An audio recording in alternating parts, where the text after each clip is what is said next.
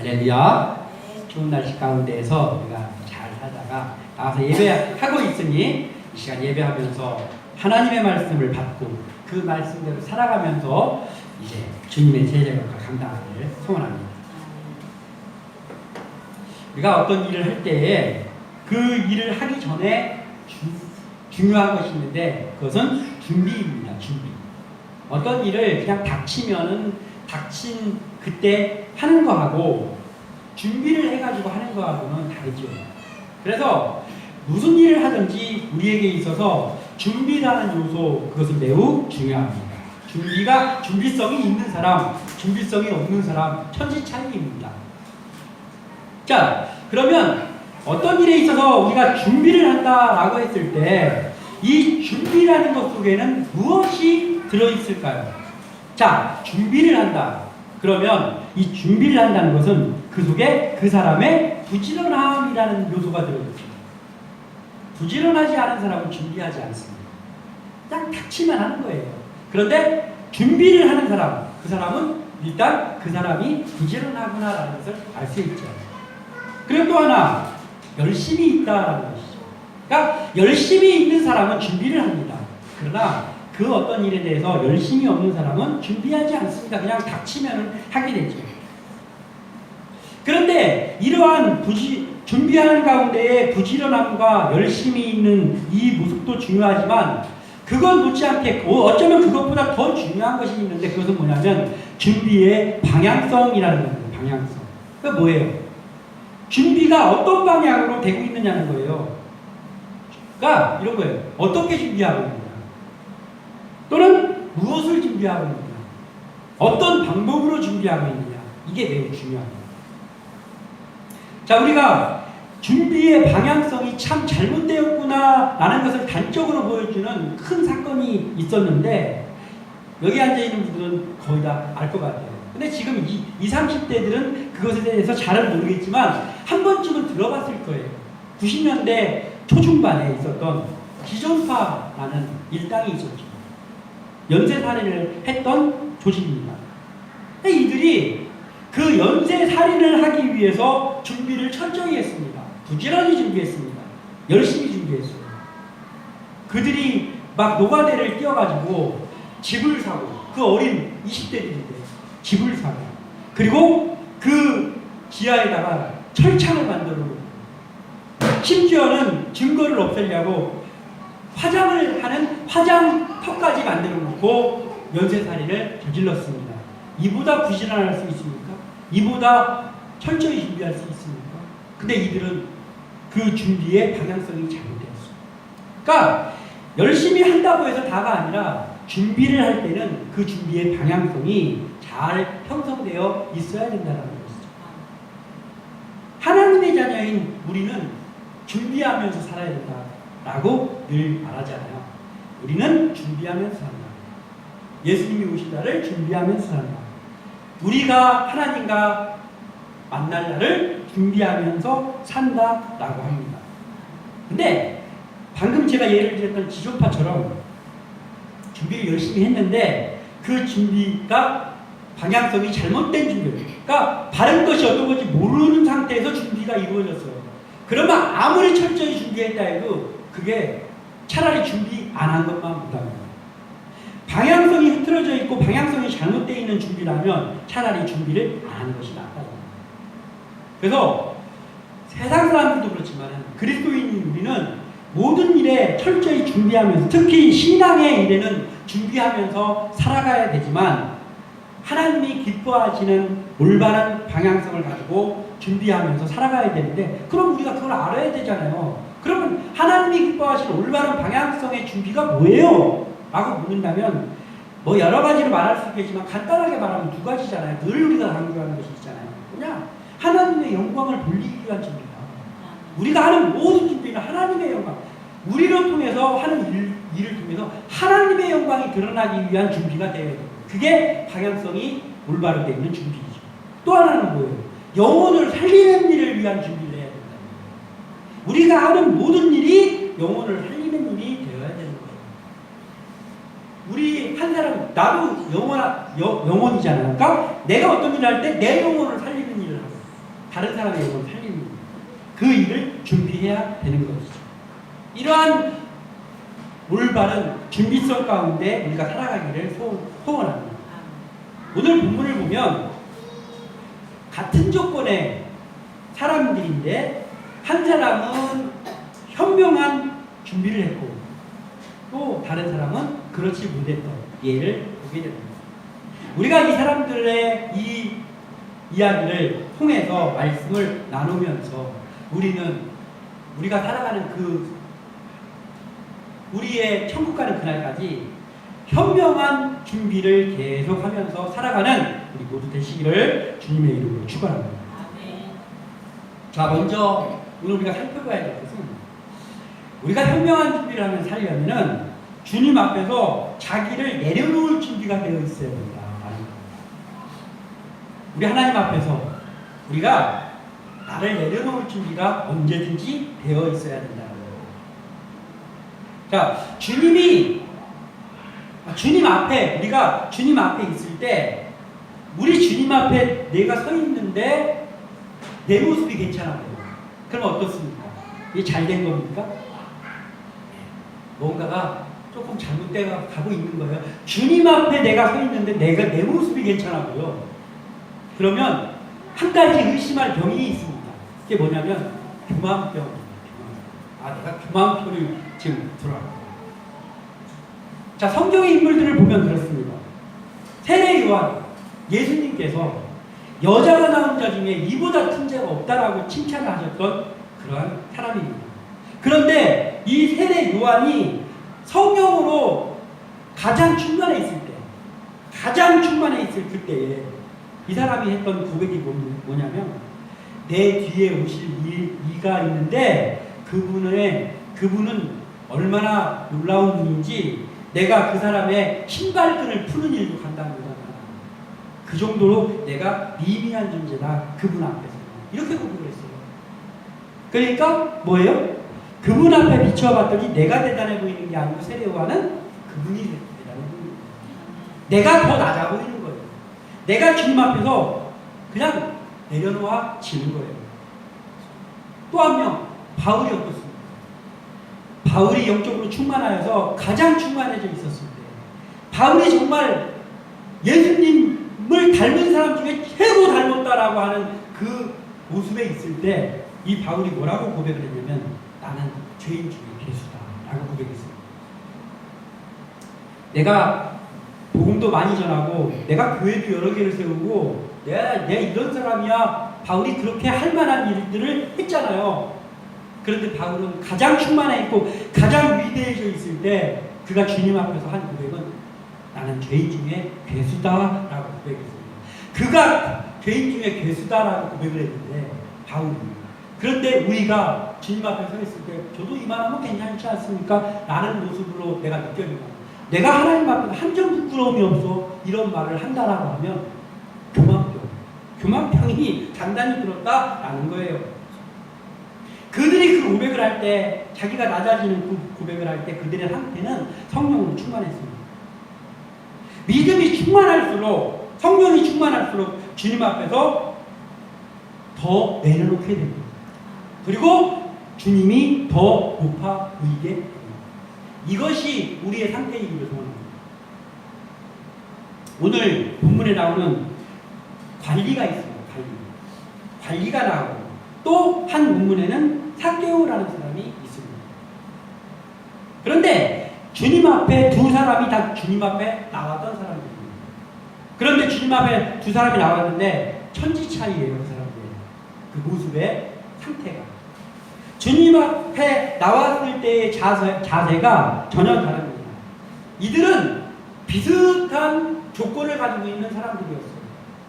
이 관리는 부자라고 했습니다. 부자다. 다른 복음서에는 부자라는 말이 없습니다. 그냥 재물이 많은 이런 식이지만 누가 복음에는 부자가 여러 명이 나옵니다. 부자다 이렇게 딱 말하는 사람이 여러 명이 나오고 그 중에 2명입니다. 삭개오도 부자라고 나와 있습니다. 이 관리도 부자라고 소개하고 있습니다. 그러니까 둘 다 누가 더 부자인지는 알 수 없으나 두 사람이 다 부자예요. 두 사람이 다 부자예요. 그리고 높은 위치에 있었어요. 관리입니다. 한 사람은 관리. 그리고 또 삭개오는 세리인데 세리 중에서 세리 장입니다. 돈이 많고 그리고 높은 위치에 있는 또 비슷한 조건의 두 사람이 주님 앞에 나오는 모습이 있습니다. 20절과 21절의 관리의 모습에는 신앙의 우월감이 묻어 있습니다. 오늘 18장 20절과 21절의 모습을 보면은 이 관리가 그 모습 속에 자부심으로 충만해져 있습니다. 이 관리가 예수님 앞에 나왔습니다. 그리고 물어봅니다. 선한 선생님, 제가 무엇을 하여야 영생을 얻을 수 있습니까? 이 사람은 자기가 이후에 한 대답에서 제가 어렸을 때부터 그런 계명 다 지켰습니다라고 얘기를 했어요.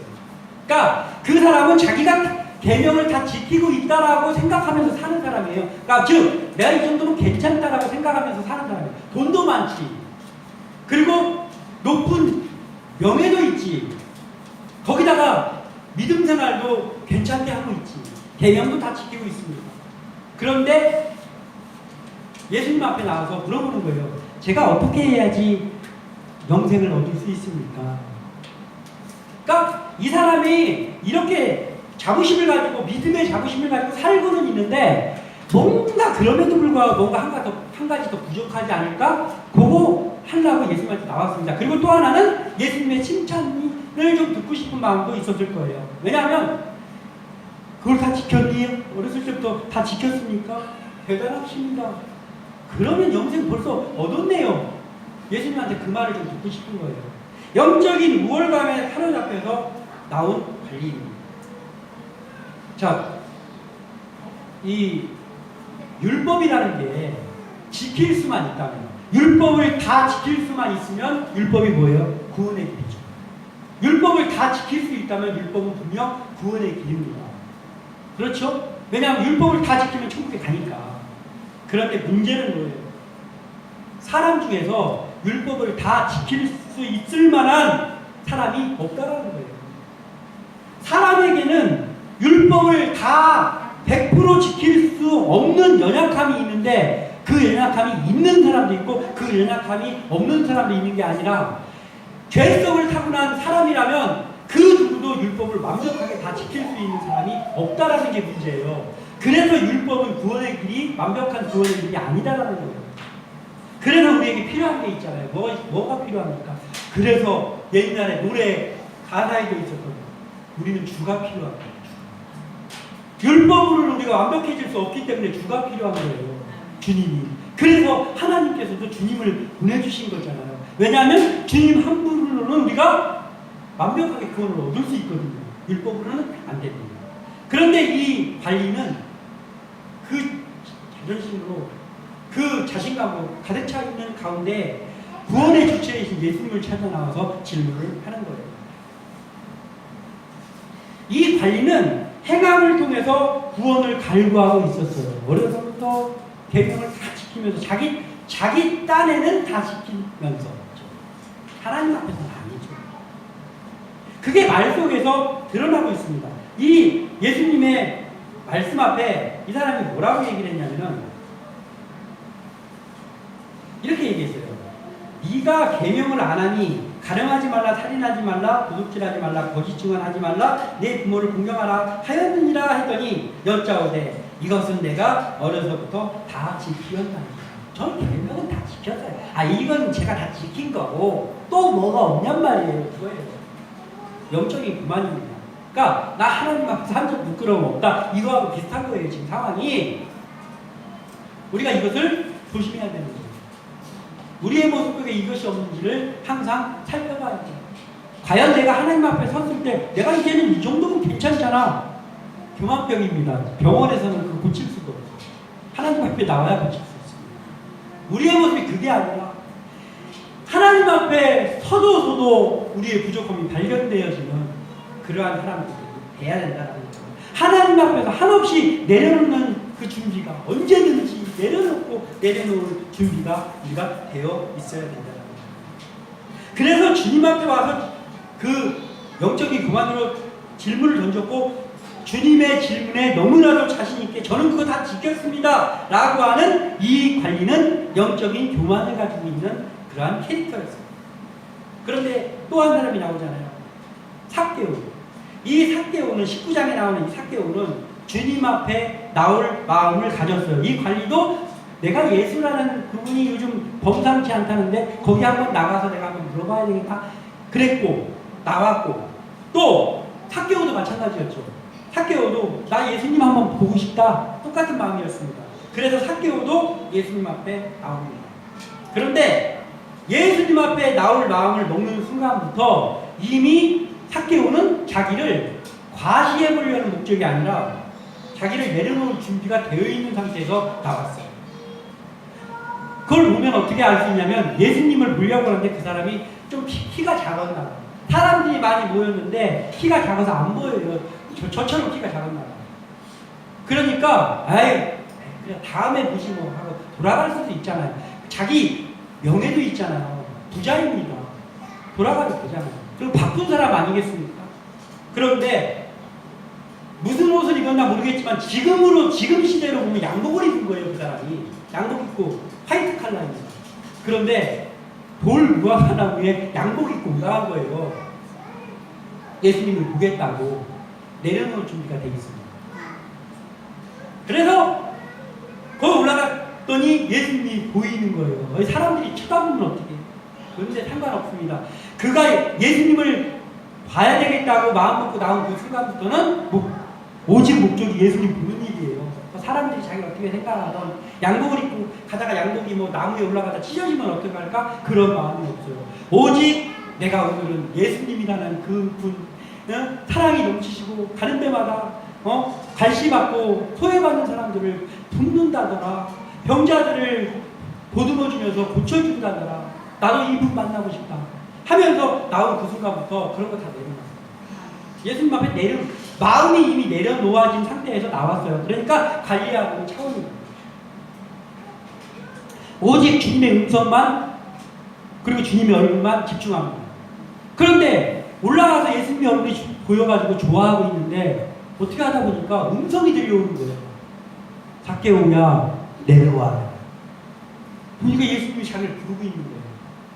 그럼 예수님만 삭개오를 살짝 와서 불렀을까요? 그 군중들이 다 지금 삭개오를 쳐다보지 않겠습니까? 높은 데 올라가 있는 삭개오를. 근데 삭개오가 어떻게 속히 내려왔다고 했어요. 속히. 그러니까 양복 입고 지금 나무 위에 올라가 있는데 삭개오에 내려와라 했더니 양복 입고 말하는 사람이 뛰어내린 거예요. 그러니까 오직 그 순간 이 삭개오에 있는 사람들이 안 보인 거예요. 내 체면 같은 거, 우리 체면 잘 따지잖아요. 사람들이 나 이렇게 쳐다보고 어떡해. 사람들이 나 좀 저기 하면 어떻게 해. 이게 중요하잖아요. 근데 그 순간에 예수님만 바라보니까 그런 게 하나도 안 보여요. 그냥 뛰어내려와가지고 예수님 내가 너희네 집에서 오늘 하룻밤 좀 자야 되겠다 했더니 되죠 어서 오십시오 하는 거예요. 지금 삭개오가 예수님 앞에서 내려놓을 준비가 완벽하게 돼 있는 상태에서 예수님한테 나왔어요. 그랬더니 우리가 결과 알고 있잖아요. 삭개오는 구원받았습니다. 이날. 이게 이 관리하고 삭개오의 차이점입니다. 그 관리는 어떻게 했어요? 나중에 근심하면서 돌아갔어요. 아니 어떻게 문열이 아닙니까? 문열이 이 관리가 부자일지는 몰라도 높은 위치일지는 몰라도 이거 불쌍한 사람 아닙니까? 생각해보세요. 예수님 우리가 성경을 보면은 예수님 앞에 나온 사람들은 거의 다 해결받고 갔잖아요. 병자가 나오면 다 나아서 갔습니다. 심지어는 죽었던 사람도 살았어요. 그런데 돈도 많고 높은 위치도 있는데 얼마나 문열인지 예수님 앞에 나와서 예수님하고 대화를 했는데 근심에 쌓여갖고 돌아가자 이 사람은. 이 얼마나 한심한 사람 아닙니까? 삭개오는 구원받았어요. 이 차이가 뭐예요? 예수님 앞에 나올 때 내려놓을 준비가 되느냐 안 되느냐의 문제입니다. 우리는 예수님 앞에 언제든지 내려놓을 준비가 되어 있습니다. 우리는 언제든지 내 체면이 좀 구겨지더라도 예수님 앞에 내려놓을 준비가 되어 있다는 거예요. 우리가 이것을 점검해야 됩니다. 우리의 마음을 점검해야 됩니다. 그래서 우리는 부자 관리와 같이 예수님 앞에 나왔음에도 실패하고 예수님 앞에 나왔는데 실패하니 부자 관리라고 하면 뭐예요? 우리가 신앙생활을 평생 했는데 구원 못 받는 사람하고 똑같은 거잖아요. 우리가 이런 모습이 되면 안 된다는 것이죠. 그래서 우리는 우리의 체면이 때로는 구겨지고 우리의 자존심이 조금 무너진다고 하나님의 영광이 드러날 수만 있다면 내가 좀 더 낮추고 낮아진 모습 속에서 하나님의 영광이 드러날 수만 있다면 그것을 택하는 삭개오와 같은 제대로 된 부자가 되시기를 소원합니다. 또 하나 우리는 더할 준비가 아니라 뭘 좀 더하려고 하는 더할 준비가 아니라 나눌 준비를 하면서 살아야 됩니다. 누가복음에 부자가 많이 나온다 했잖아요. 자, 누가복음에 이 부자가 나오는데 또 다른 부자가 나오고 있어요. 또 다른 부자가 나오는데 부자와 나사로라는 이야기가 나와요. 누가복음에만 있어요. 부자와 나사로, 부자라는 말이에요. 근데 이 부자와 나사로, 근데 나사로는 거지예요. 몸에 병이 든 거지예요. 근데 부자는 그야말로 부자예요. 근데 이 부자를 어떻게 소개하고 있냐면은 누가복음 16장 19절에 한 부자가 있어 자색 옷과 고운 배옷을 입고 날마다 호화롭게 즐기더라. 제가 질문을 하겠습니다. 자, 이 한 부자가 있어 자색 옷과 고운 배옷을 입고 날마다 호화롭게 즐기더라. 이거 죄입니까? 죄가 아닙니까? 이게 죄입니까? 죄가 아닙니까? 제가 볼 때는 죄는 아닌 것 같아요. 자기가 열심히 일해서 벌었죠. 그리고 자기가 열심히 버는 것으로 좋은 옷 입었어요. 그리고 자기가 열심히 버는 돈 가지고 잔치를 벌였습니다. 이게 법적으로 죄입니까? 죄가 아니에요. 할 수 있는 일입니다. 그런데 이 부자는 나중에 어떻게 되면 지옥에 갔어요. 지옥에. 이거 잘못된 거 아닙니까? 아니, 그러면 내가 열심히 벌어가지고 내가 좀 옷 좀 좋은 거 입고 좀 맛있는 거 좀 먹고 이거 하면 안 되는 거야? 그 문제가 아니지. 이 부자의 문제는 뭐냐? 더할 준비만 하고 나눌 준비를 안 했다는 거예요. 그게 문제입니다. 그게 하나님 앞에서 죄가 될 수 있는 거예요. 내가 열심히 벌어서 부자가 될 수도 있고 모든 거 할 수 있지만 그것을 어떻게 했느냐? 나눌 준비가 돼 있지 않고 나누지 않으면 그게 하나님 앞에 죄란 말이에요.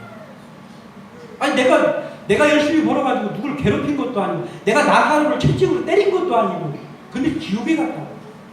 잘 생각해 봐야 될 문제입니다. 믿음이 없고 일단 그는 하나님을 몰랐던 거야. 하나님을 몰랐고 그리고 나누지 않고 나사로가 병 들어가지고 헌대를 긁으면서 그 집 앞에 있는데 날마다 잔치를 벌였는데 그 나사로에게 좀 잔치 벌리면서 하인한테 시켜가지고 야 저 앞에 저 나사로 좀 불쌍하잖아. 야 고깃국하고 반찬 좀 챙겨서 저 나사로 좀 갖다 줘라. 이거 좀 갖다 주면 그거 하면 안 됩니까? 그것만 했더라도 제가 생각하기에 지옥은 안 갔을 거야. 그런데 날마다 자기가 열심히 번 돈 가지고 잔치를 벌렸는데 도무지 나눌 생각이 없습니다.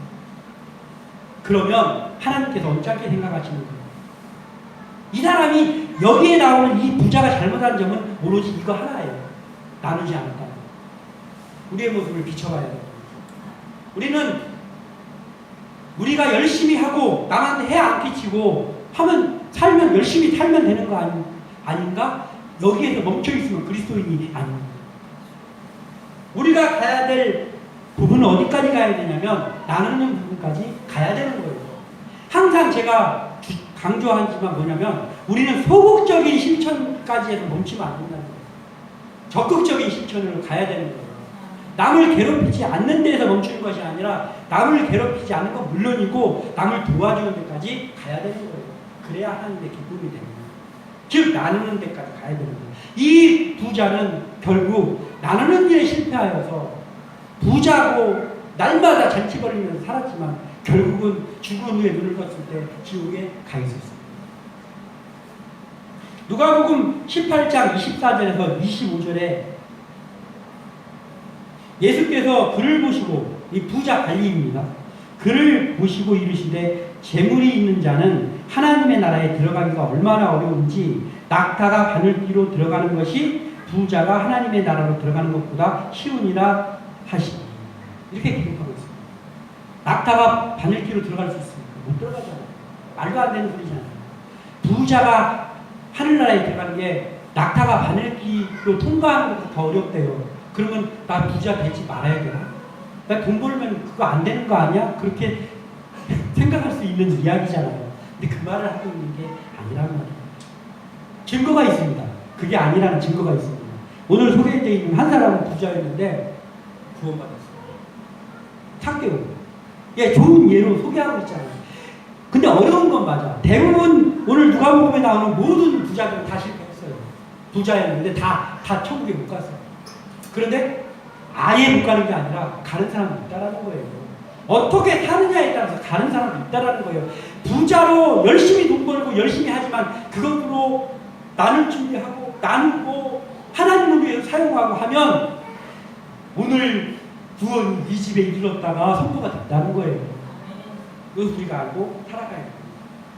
열심히 일해서 재물을 더하는 일이 직접적인 죄는 아니지만은 그 후에 나눌 준비를 하지 못하고 살아가면 그러면 죄로 이어지게 된다는 거예요. 남을 해하지 않는 것에 멈춰서 있으면 안 되고 우리는 나누는 데까지 반드시 가야 되고 그것이 하나님의 뜻이라는 거예요. 22절에 주님의 말씀을 듣고 부자 가니는 근심하면서 갔다고 했습니다. 22절에 이 부자 가니가 여짜오되 이것은 내가 했던 22절이 아니라 23절에 그 사람이 큰 부자이므로 이 말씀을 듣고 심히 근심하다.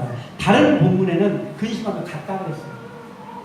자, 이 부자는 지금 이 말을 보면 나눌 준비가 안 돼 있는 거잖아요. 야, 네가 한 가지 더 부족한 것이 있는데 네 모든 재산을 팔아서 가난한 사람들에게 나눠주라 라고 했더니 다는 아닐지라도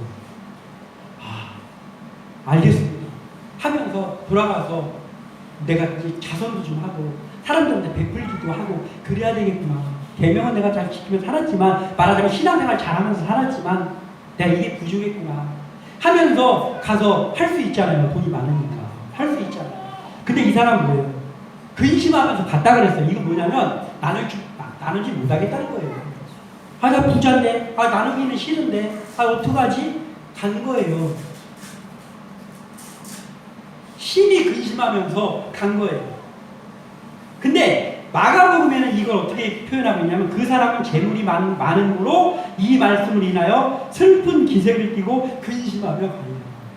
이게 슬픈 기색을 띠며 근심하며 갈 문제가 아니라 깨달아야 될 문제잖아요. 그렇구나 하면서 가서 나누면 됐어요. 삭개오도 그렇게 했잖아요. 이걸 못 해가지고 그는 근심하며 갔어요.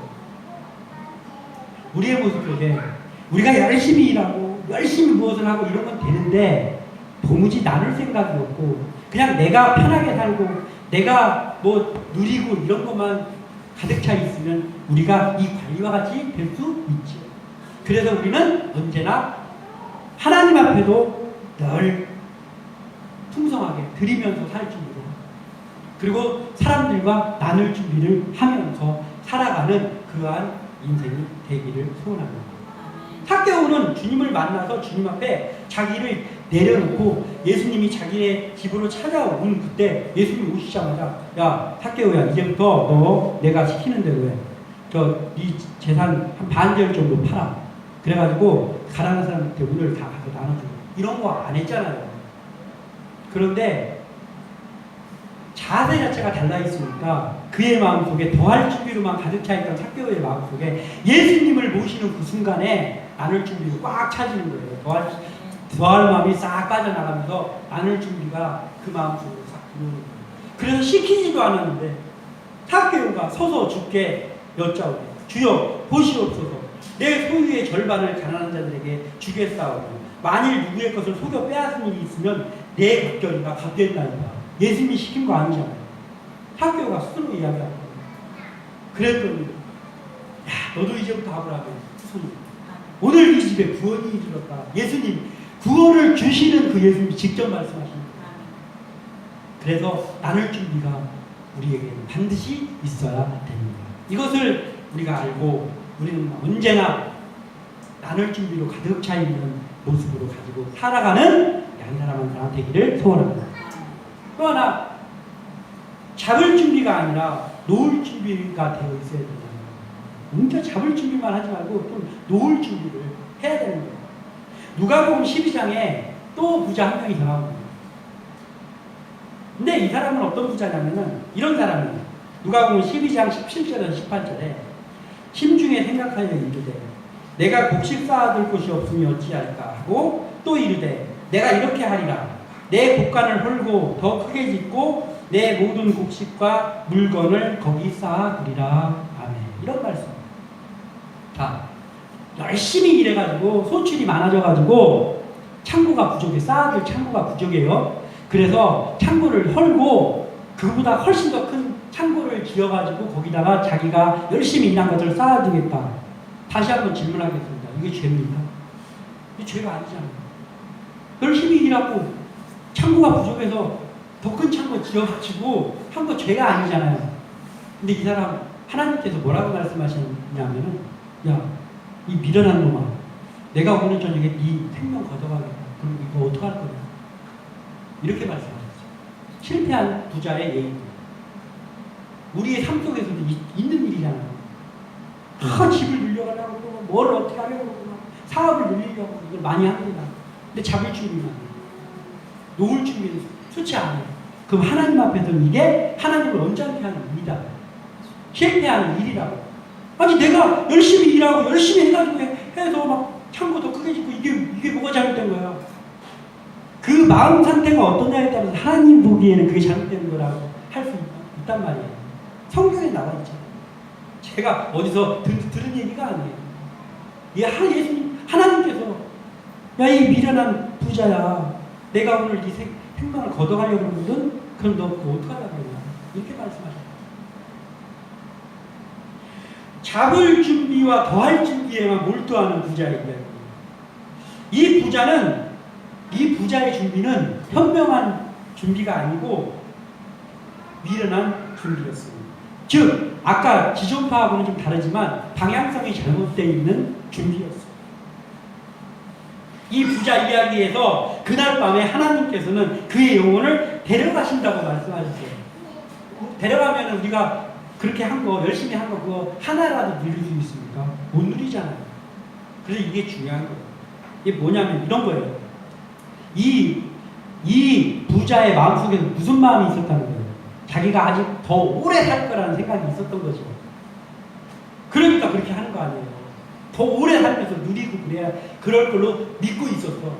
그러니까 창고 열심히 더 일하고 창고 더 해가지고 쌓아놓고 모든 거 다 쌓아놓고 그러면서 즐기면서 살려고 했던 거예요.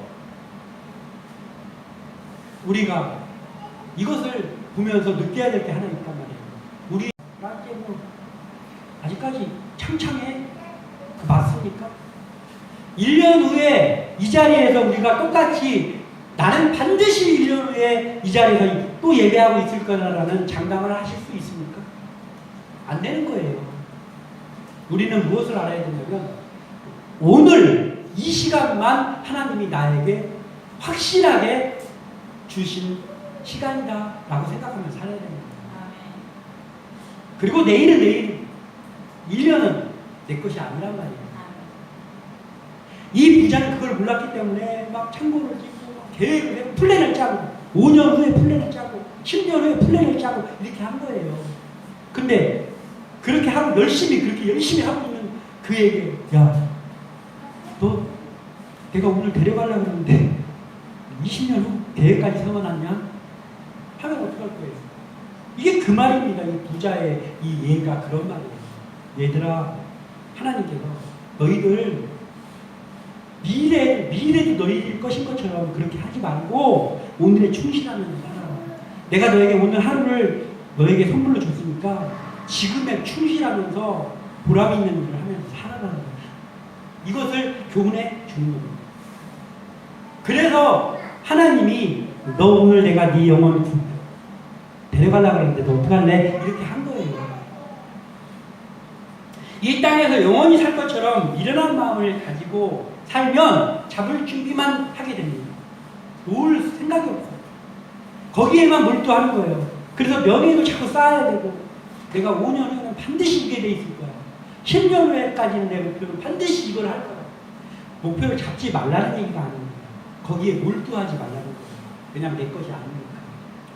우리는 거기에 몰두하기 이전에 뭐부터 해야 되냐면 내가 하나님 앞에 잘하고 있는가, 내가 하나님 앞에 바른 모습으로 서 있는가를 먼저 신앙의 옷깃을 먼저 여며야 된다.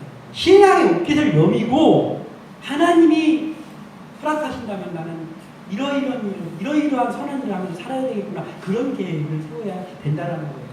내가 5년 후에 뭐가 돼 있고 10년 후에 뭐가 돼 있고 중요한 게 하나도 안 중요하단 말이에요. 왜냐하면 그건 나에게 허락되어 있는 게 아니에요. 그냥 꿈일 뿐이지.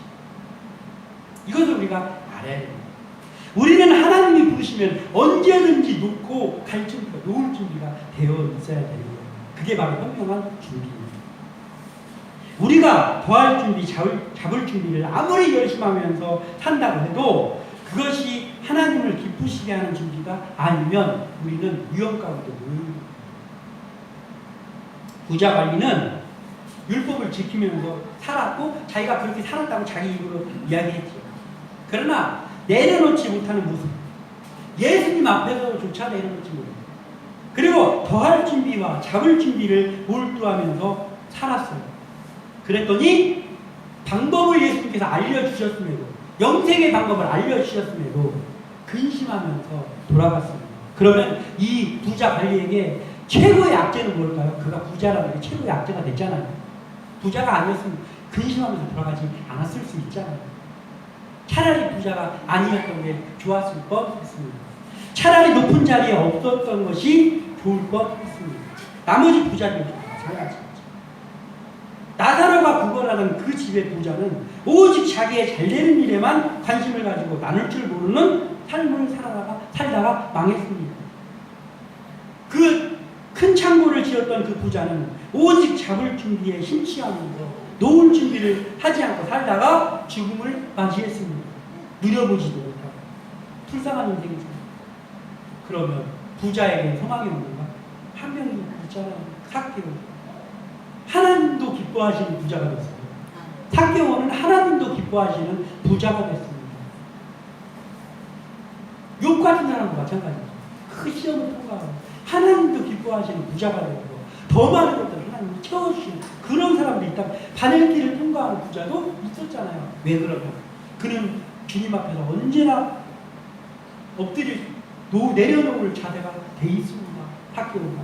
그리고 나눌 준비가 되어 있습니다. 놓을 준비가 되어 있습니다. 그랬더니 예수님이 칭찬하십니다. 오늘 네 집에 구원이 이르렀다. 너도 이제 아브라함의 자손이다. 이렇게 말씀을 하시는 거예요. 예수님 앞에 자기를 내려놓는 겸손함, 나눌 준비로 충만해진 지혜로운 구원의 이유는 현명한 준비가 되어 있는 존재가 되었어요. 우리의 모습이 그러한 존재가 되기를 원합니다. 그래서 우리 교회도 열심히 성장하기를 바라고, 그래 우리는 청빈하게 해야 돼. 너희 대적이 있으니까. 그때 아니잖아요. 하나님 아버지, 우리 교회가 지금은 자립하지 못하는 교회죠. 자립하는 교회. 남을 지금은 도움을 받는 교회지만 도움을 주는 교회가 되게 하여 주시옵소서. 정상적인 기도란 말이에요. 그런데 거기에 더해서 우리가 지금까지 제가 열고 있던 이러한 준비를 하면서, 현명한 준비를 하면서 하나님 앞에 서 있으면 하나님께서 우리 교회를 그런 교회를 만들어 주실 것이고, 우리 한 사람 한 사람을 그러한 삭개오 같은 존재를 만들어 주실 것입니다. 우리가 아무쪼록 이러한 것을 잊고 날마다 현명한 준비하면서 천국 가는 그날까지 살아가는 우리 모두 되시기를 주님의 이름으로 축원합니다. 기도합니다.